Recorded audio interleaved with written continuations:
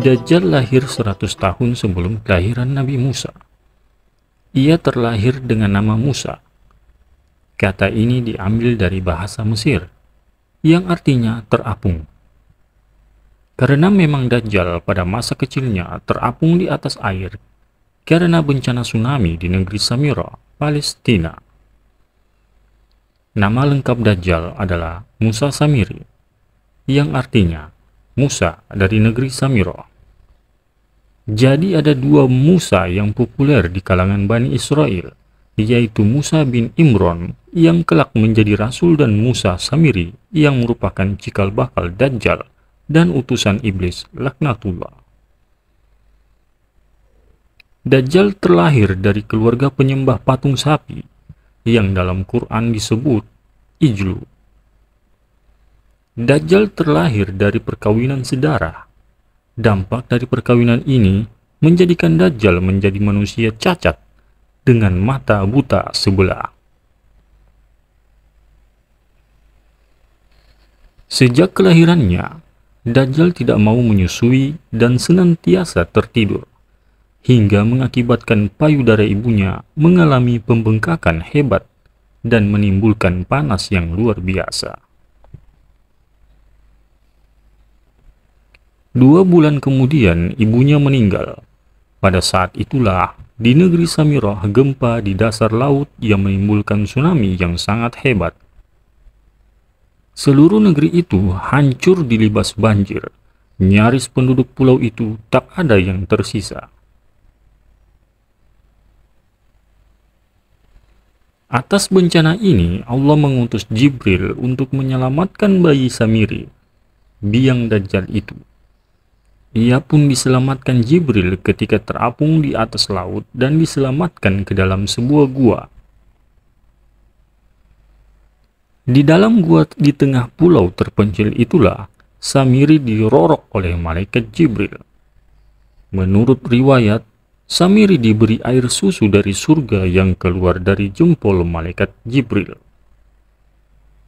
Begitulah hari-hari Samiri dibesarkan dalam asuhan raja malaikat, yaitu Jibril.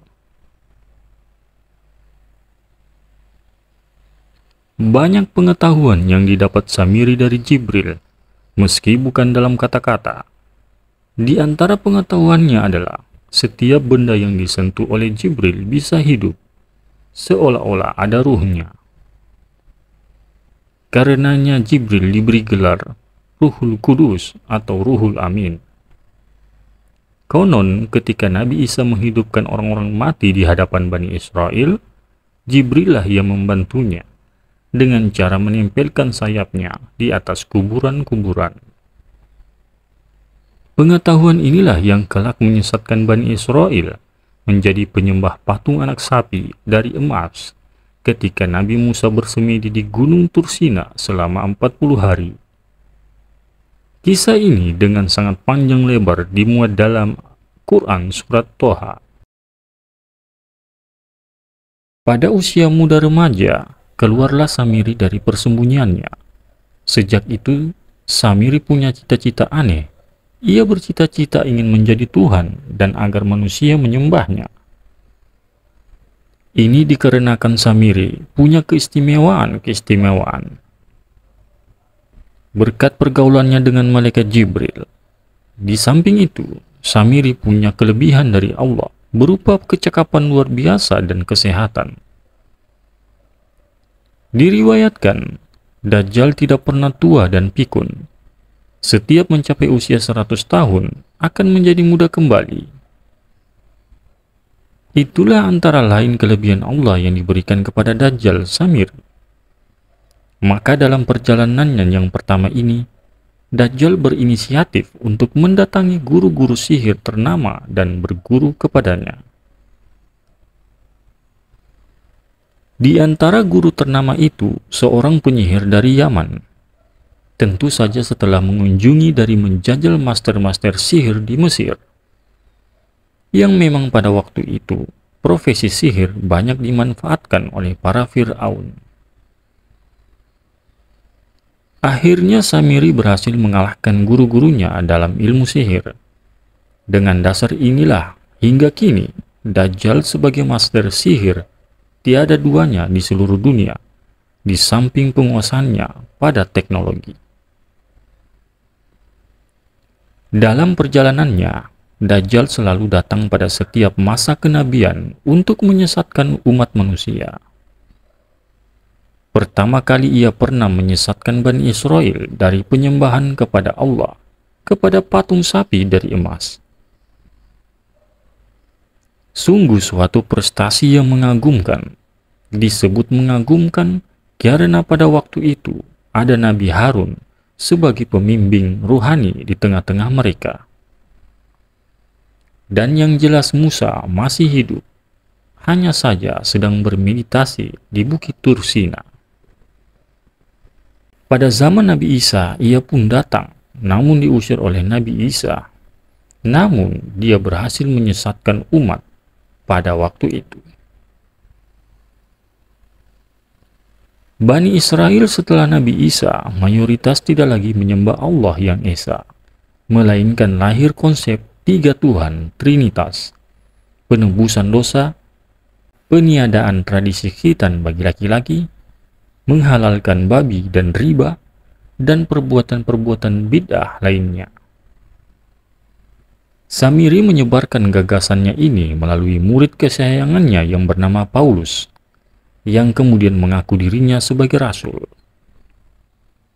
Dalam sejarahnya, Paulus merupakan musuh Nabi Isa. Sama seperti Samiri. Paulus dilahirkan dan hidup di tengah-tengah keluarga Yahudi yang doyan menyembah anak sapi. Di samping itu juga, Paulus hidup sebagai seorang filosof pagan yang memadukan antara filsafat Yunani dan ajaran Yahudi.